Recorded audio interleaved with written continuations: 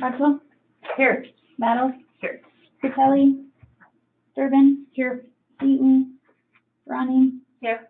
Whistler. Here. Thank you. May I have a motion to approve the minutes of July 12th, 26th, August 4th, and 9th? All at once? Yeah, all one. That's for time. I move to approve the minutes of July 12th, 26th, August 4th, and August 9th. Thank you. Thank you. Is there any discussion? All right, roll call. Battle. Yes. Durbin. Yes. Ronnie. Yes. Whistler. Yes. Thank you. First thing on the agenda is mayor's comments for the, is warrants payable, Yes. Jen. I move to approve warrants payable in the amount of $792,731.41. Second. Discussion. Just that there's, quite a lot of flood stuff on here, and that's why it looks the way it does. Any further discussion or comments or anything? Roll call. Battle. Yes. Durbin. Yes. Ronnie. Yes. Whistler. Yes. All right, next up is appointment of short-term rental advisory committee members. We had 18 applicants for these positions, and they were all extremely well-qualified applicants to serve, and for that we are very grateful. If you were not selected, I would very much hope that you would continue to stay involved and offer your knowledge or your opinion or whatever you have to the committee, because this is about gathering information and coming up with proposals that will address any kind of issues, present or future, with short-term rentals. So with that, the committee will be Polly Richter, Jen Kapp, Jacob Coate, Roy Peterson, Julie Burke, and Carrie Wolfson, with Jen Battles as the council rep. Again, there's a lot of knowledge and expertise that people in the community have acquired over the years, and we want all the participants that we can get. So pay attention for the announcements of when those meetings will be, and please come. And to those who are on the committee, we'll be sending an email shortly with contact information for, and please read the resolution that, and the background information for the committee. Next up is a short little introduction to the appeal process. And Dennison has put together a document that's in the packet that explains some of what council will be doing as the committee to hear appeals. So Dennison, can you give us a little bit of background on that process and what council's role will be in that process? Absolutely. Mayor, members of the city council. So the city, by the resolution, the ordinance that was just adopted, and also to the zoning ordinance, the city council will be sitting as the Board of Adjustments, which is going to be an appeal process for the planning board's decisions. That will be heard or scheduled for not next Tuesday, but the Tuesday after at 5 o'clock. So that'll be from 5 o'clock until 6 o'clock. That is not part of the normal city council board meetings. That will not, for example, the mayor will not be also sitting on that. That will be simply an appeal from the planning board department. The planning board, they will have, I'm assuming they're going to be represented by an attorney who will present, hopefully, assuming the evidence, in addition to what there was presented already at the planning board stage. The record at the planning board stage will also be presented and will be made available to the city council, sitting as the Board of Adjustment ahead of time, and so you will be able to review that. Some of the procedural aspects are laid out in this memo that I sent out, and I've created for and available for any questions that come up between now and then. Thank you, Dennison. Time for public comments. If anybody has a public comment on anything that's going to be discussed or that isn't going to be discussed, then please come up to the podium and state your name and your address, and don't go over 3 minutes, and keep your comments civil, pleasant, and addressed to the council. So does anybody have any comments? Chris? Hi, Chris Mulaney, 406 North Hagen. Apparently we were pessimistic about the weather in the spring for the farmer's market. And it's been beautiful, and it's supposed to be beautiful for another couple of weeks. Our permit only runs through the 10th, and so we're asking to extend it to October 1st, which is, I'm still pessimistic, but whatever. And I just wanted to give you guys a little bit of a rundown on what's happened at the farmer's market. It has been a phenomenal move to Saturday. We've had so many people. We had 450 people one Saturday in August, which is a lot of people. We have 3 female vendors who are selling vegetables, which isn't that cool. We have somebody new selling chickens from Alaska that have moved to Clark, so that's a new one. For our community benefit, we have 2 programs, the Double SNAP and the Senior Nutrition Coupons. We've had 25 people run their cards for SNAP. They've received about $800 in coupon tokens that they buy vegetables with. And we have had about 30 people sign up for the Senior Nutrition Program. We each received $48. So it's been very successful. So I hope you'll extend it, and we'll just run it week by week. We've had no complaints. All right, Thank you. Any more comments? Oh, Sean Patrick Bryant, 17 Fountain Park. I've been a property owner in Red Lodge for 27 years. I don't rent out my property short-term, just pay my property taxes and enjoy Red Lodge. A concern that I've had and some of my neighbors and other people that I know in Red Lodge is the condition of the Eagles Nest property. And I know I've written some emails to the city attorney. I've looked at the city code. You know, this has been derelict for 20-some years. And I think it's not only a public nuisance, I think it's a public safety hazard. I have walked behind it, and it was in bad condition before the flood. I think everybody knows that for many, many years. The back of the buildings now look even worse than the front. And I just think children are going to be exploring that like I would have done as a 9-year-old or a 12-year-old, and somebody's going to get hurt. I think we need to proactively, it's not even proactively because you can be proactive 20 years, but we need to take a look at that. If you're heading up the canyon, it's the last thing that tourists see before they leave our town. If they're coming down from Yellowstone Park, it's literally one of the first things they see. It's an eyesore on the community.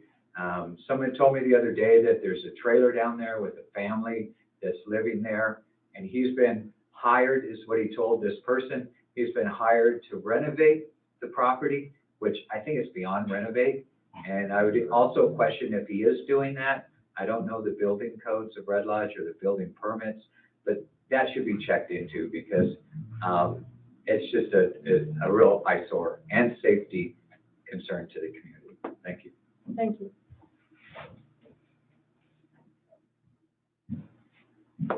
Jen Kemp, 8 North Platte, and speaking to the Short-Term Rental Advisory Board.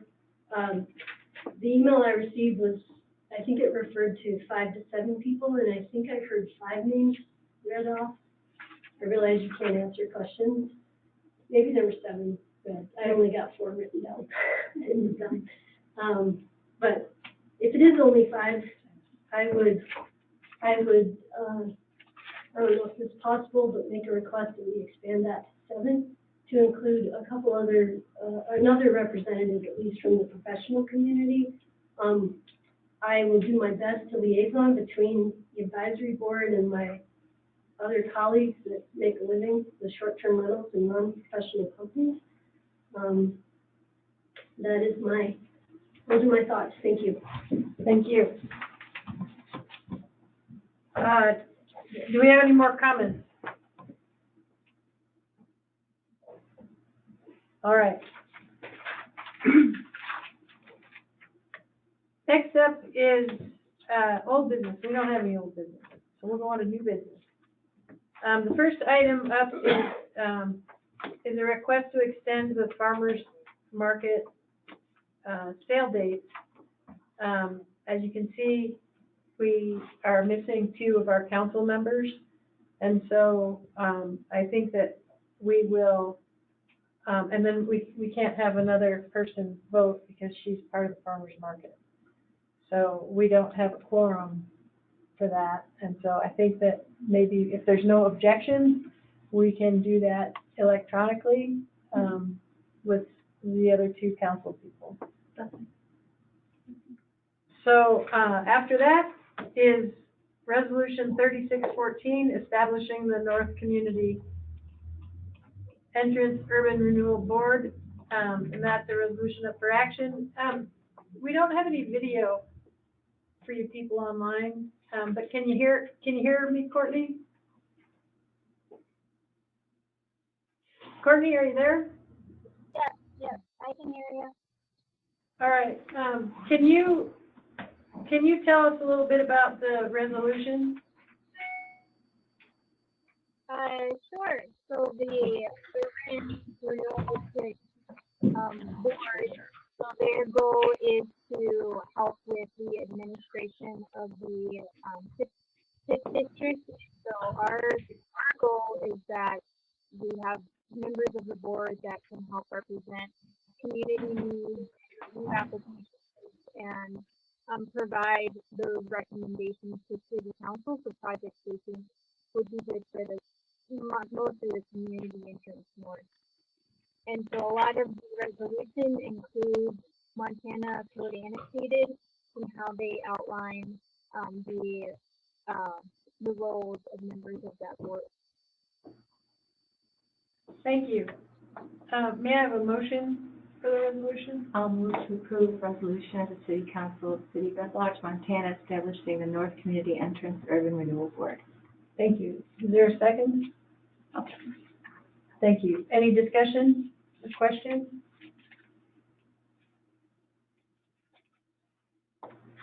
All right. Roll call. Roll call. Battles? Yes. Durbin? Yes. Ronnie? Yes. Stifler? Yes. Thank you. And then appointment of Urban Renewal Board members. We only got 4 applicants for that. It was funny, 18 on one, 4 on the other. And so all 4 of those will be appointed. That would be Jeff DiBenedetto, Marcy Dye, Jeremy Battles, and Al Jones. Thank you very much for volunteering to serve on that committee. And we will be making 1 to 3 more appointments if we get more applications. Next up is reports from standing committees. First one is admin and finance. Who's the chair? That is me. Okay. So, pull up the notes real quick. Essentially, we had 2 items of discussion for this meeting. We talked about, in depth, we spent most of the time talking about Recycle Red Lodge budget and also how we would pay for it. And then the second thing that we discussed was the event application. So for the recycling center, what we're going to do is basically we discussed drafting a resolution that would put a $5 fee on our tax bill along with our garbage. Sorry, $6 fee. Thank you. And we're going to come to the next council meeting with a list of pros and cons for the 2 options for paying for this, were put it on the water bill or put it on the garbage bill with our taxes. And so we have a recommendation. We're going to come to the next council meeting with a list of pros and cons on why we decided to do it that way. And we'll also have a draft resolution for folks to look at regarding fees. I'm not gonna go into more detail on that, because, the next bit was, discussing the need to, improve the events application for the city. And really what we landed on was, our role as admin would be to generate the checklist that, department heads, particularly Public Works and, the police department would use, to accompany that application. And so committee members are working on drafting something to present to council for that. Those are the two things that we discussed. And I will have more detailed minutes prepared, within a couple of days. Thank you. Any comments or questions for the Admin and Finance Committee? Yes. No, but I know that we will continue to sort out the overlapping areas Yes, of absolutely. responsibility. Yes. I'll talk about it. Because I think there is a little bit of fence laying that has to be done as we continue to Absolutely. collaborate. Yeah. Thank you. Public Works. Okay, so first I want to, got this okayed with the mayor, I'd like to announce Chats with Council again this Thursday, and that'll be from 9 to approximately 10:30 at Cattail. So we hope people come out and talk to us about issues that are important to them. And scheduled for Thursday, it's going to be me and Jody and Pete. So we hope you guys stop by. We always had good conversations. The next thing I wanted to talk about is the Public Works. So today we had, let's see here, Jody and Pete and myself, and Jim was there, which was good. So I think I've mentioned before that I keep the Public Works capital improvement projects updated.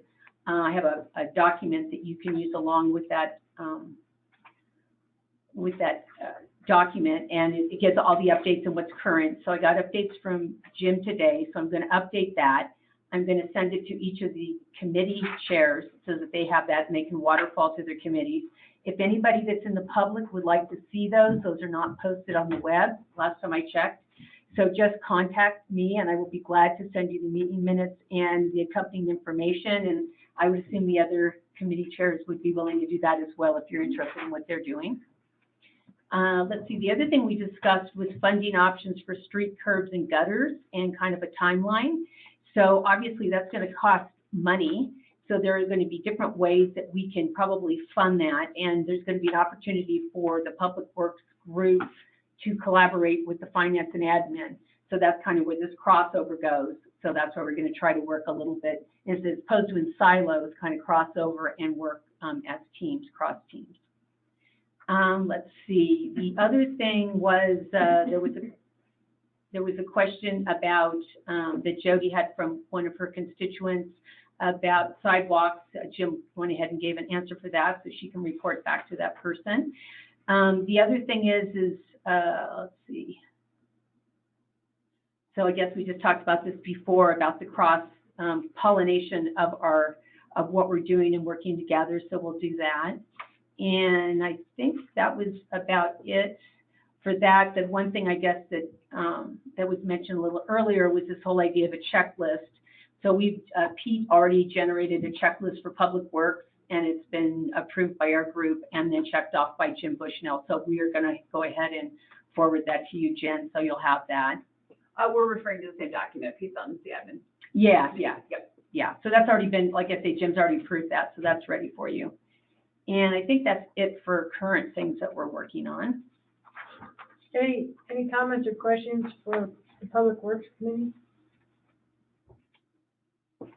All right, Public Health and Safety. And before we get into the chair report, Greg, or Chief, do you want to give us an update from the police department? Sure. Thanks for having me. Just a couple of things. Month of August, we handled approximately 570 calls for service, everything from proactive to reactive enforcement. Recently, my office has extended one conditional offer for employment for the position of patrolman. The applicant has accepted the offer and will begin his employment with the police department in the one thing I wanted to touch on, if the public needs an officer at their location or they want to file a report, please, and I say this for a reason, please do not send emails requesting an officer. Please do not call our desk phones. And please do not call our work-issued cell phones. To report a crime within the city limits, please contact City County Dispatch at 446-1234. 446-1234. It's a really easy number to remember. That's our non-emergency line, and that's manned by City County Dispatch 24 hours a day, 7 days a week. And obviously, in the event of emergency, I want everybody using 911. A lot of times people don't think their issue on the opposite side, they don't think their incident is as severe, and they will not dial 911 when they should have an expedited response. So that's just something that I want to run by everybody, and working with public health and safety, we're going to be starting a campaign on getting that information out there and to as many people as we can. So we're here for you guys. Just please don't email us when you need us. I appreciate it. That's all I have, unless if there's any questions at the table for me. Does anybody have any questions for Chief Schrock? Thank you. Thank you. Thank you very Appreciate much, it. Chief. Yep. All right, Public Health and Safety Committee Chair. Okay, so I'd like to report out on that. So today, we had Teresa, myself, the chief was there, and of course, Mayor was there as well. So we're glad everybody was there, missed Kelly, of course. So one of the things that I'm assigned to is doing the monthly update on the Red Lodge Rural Fire District of Interest Fire District meeting, and I haven't heard back when that's going to be this month, so I'm waiting to hear back, and then I'll be reporting on that at the next meeting. Let's see, Chief Schrock did state that one of his priorities was to work with the school board and explore grant opportunities to fund possibly a resource officer. So the other thing that we have discussed is a kind of a systemic problem. I think a lot of people would agree. A lot of times is things around enforcement. So we're also exploring ways that we could fund possibly an enforcement officer, and we're working with the chief to kind of look at both those positions to see what they would look like. And Kelly's looking at grant opportunities, and then along with that, to be able to ask for money to support these, we've talked about putting together some sort of a report, an annual report from the police department, so that people can have a report to look at where they can understand what's going on in the police department, what kind of calls they're handling, historical information, and just kind of what their vision is for going forward. So I think that might be something the public might like. So we're working with him on that, and he's working with the call center and the people that are managing that database to figure out what kind of reporting we can get right now so we can make sure it's thorough. So that's one thing we're working on. Let's see. So that's the data reporting, and we had reported last time about issues around noise and events. And again, you know, because of the flood, it's really taken its toll kind of on public works, but those signs are going to be going up. Jim is going to put those up once people are freed up. And then as far as working on noise ordinance, we've kind of put that off till later for higher priorities. And let's see, I think that's about it. The fireworks, we're going to be looking at that towards the end of the year as well. That's not a priority right now. We have other things. We're working on things with the events. We did a checklist of, we got it okay with the police department. I want to run it by Teresa and run it by Kelly to make sure if they have anything they want to add on that. So Jen, you can be looking for that as well. I should have that to you in the next day or two. And the last thing was, and I'm not sure what bucket this fell in, but we did talk about during events minimizing the city of Red Lodge's liability with events, right, and the permitting process. And so I did go ahead. Whitefish, I thought, had very good guidelines, so I forwarded those to Dennison to look at, and I've also forwarded to the admin and the various groups to look at as well. So I don't know exactly where that responsibility is going to lie, but at least everybody has visibility and they can think about it. We can discuss it at a later time. Thank you. Any comments or questions for public health and safety? All right, we'll move on to land use and planning. All right, so land use and planning. That's myself as chair and secretary, Jen Bales, and Kelly Heaton. So again, we were down minus one person today, and with Courtney out. Sorry, Courtney, we kind of bridged over a couple areas, but we'll pick up. So what we did was we talked about, again, the most immediate concerns or issues that were on our workbook of items to investigate and look into. Resolution 3614, we basically spent a little bit of time explaining why we came up with the resolution 3614 for tonight, basically so that we could establish that board and move on with that. We talked about collaboration with the foundation to establish emergency housing.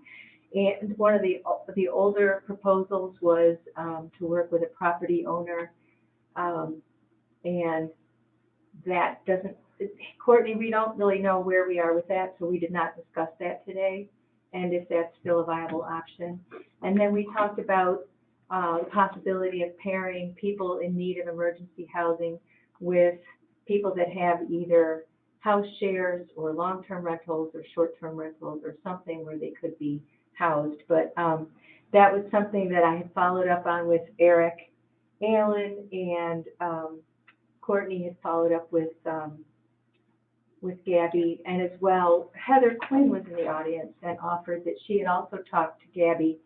And just of interest was that it's been disclosed that there are people that are in need of the emergency housing are actually 26 singles. So not people that are in need of multi-family units and larger units, but just something that's affordable for a single person that doesn't necessarily want to share and live in a community space. So that's a summary of the obstacle we think we're looking at. There's not really much more the city can do at this point, but I will touch base with Eric Allen again. We talked about keeping an ear to the ground. I have been invited as part of the standing committee to participate in the long-term recovery group that is run out of Foundation with Eric Allen. And if there's anything the city can do, I will bring that back to steering committee. But right now, there's not really any action for the city. Then there was the creation of the STR advisory committee, just stating again that the resolution 3607 had passed, that the mayor was going to appoint the members tonight. And I believe there were 7 members, just recalling that there were 7 members named, and that the group will move on with Jen appointed as the city council liaison. And then we talked about code enforcement, and this is where we have that overlap. Code enforcement and looking into COPS grants, which are community policing grants, and how they might fit with either the SRO or code enforcement roles and responsibilities. And that at the end of that discussion, it sounded very similar to the one we had earlier with public safety, but I was able to recommend, and we discussed, Jen and I discussed, a recommendation that basically Chief Srock, together with John Fitzgerald for the school, Jen and Kelly both, that had been tasked at looking into the COPS grants, would get together, and of course with Courtney, we forgot to talk about that, but Courtney would want to be present as well, so that there could be some type of a working meeting where the approach to the grant and what would be the content, or what would that look like, what would the community needs and requirements be for those applications to the COPS grant. So that's something that Kelly and Jen could both bring back to the standing committees based on that other meeting, and then we would know how to proceed with grant applications. And then one thing to mention is, yeah, it's a lot of work, and since we've already missed the cycle for this current year, which closed, what, July 1st or something? End of June. End of June. So applications need to be in by June, and so we have a year to get a lot of this laid down and really sound applications pulled together. So there's a lot of work that will be going on with that. And then we talked about the Main Street program, which is, of course, another high priority, but we tabled it until Jen had time to look into that further. We have additional items that, basically, what we raised and talked about was that since the other standing committees are already working on these checklists and ideas for the land use permitting, city-owned land permitting, that although it was not prioritized high in our workbook, that we would pick up that work now and as a start, look into the existing land use ordinances, see how we might want to amend those. And then that would basically spell out what kinds of modifications or amendments to our applications would need to be created, right, or proposed. So we took that advice and decided that among our standing committee, we'll all look at the existing ordinances and come back with, for a discussion about how to approach it and what changes we might want to bring to city council for discussion. And I think that was it. Thank you. Is there any comments or questions for land use and planning? All right.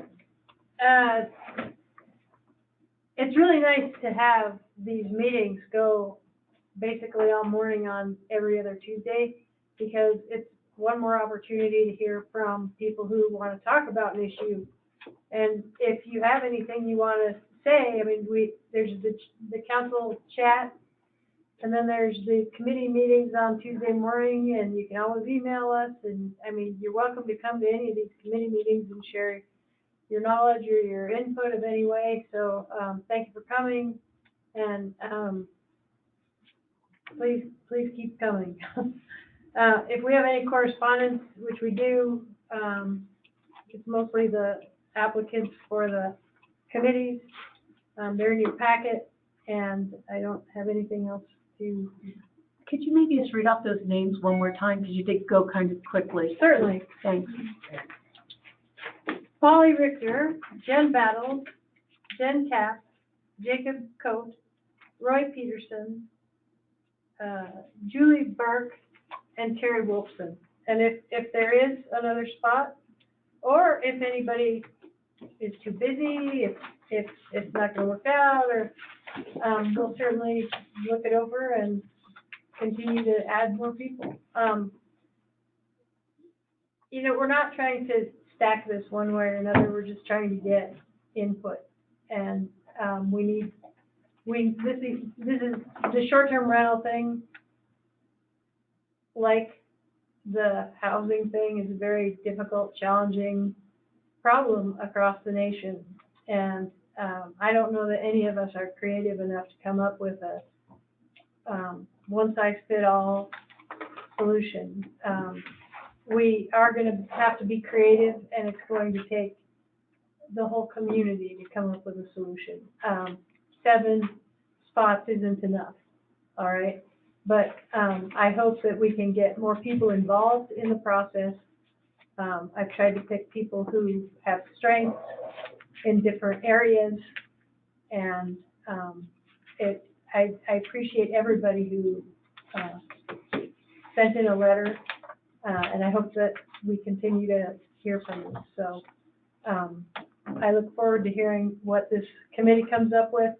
They'll make their findings available to the planning board. That's the procedure, and then it will eventually make its way to council. So it's a work that is going to take a lot of effort, patience, time, and if anybody has any suggestions, information, opinions, anything, then please, send an email to the committee, come to the committee meetings, come to these meetings, come to the standing committee meetings, because this is a really hard problem, you guys, and that's why it's been percolating for such a long time. So thank you for your participation. And with that, could I have a motion to adjourn? Motion to adjourn. All right, meeting adjourned. Thank you. Yeah.